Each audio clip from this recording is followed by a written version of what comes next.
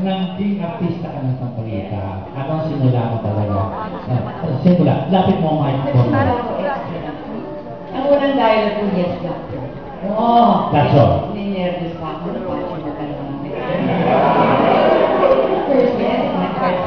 Hindi ka lang naninervous na take 2 o take 3. Ang masabing dialogue ko. Pagtingin ko ganyan kay Pacho, nakakalimutan ko yung mic ko. Sabi ko, pagtingin ko, bakit ako sa waiver? At paano ka nagkaroon ng break? Sa Madam X.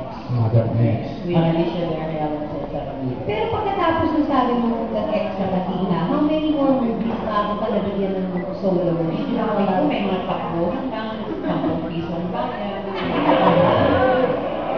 So how long after? Like, taon o less than a year? You were given a break sa Monica with pero I think ayun, mo, no? Pero nandiyan ang Cordapia at nandiyan pa. Meron pa siyang request na kumari maging libingan niya. Oo, sabi ko, meron sana akong nabingin sila. Sabi niya, ang nabingin niya. Naging libingan mo na halos silang lahat. Mr. Rogelio de Rosso. Kasi fan ako ng mga Tagahama ka rin mo. Tagahama. Oo, nakinabol ko si Tita Dora nagpa-autograph ng kaya pagpigyan pa naman ng request. Sabi ni Doc, tatanungin natin Ina.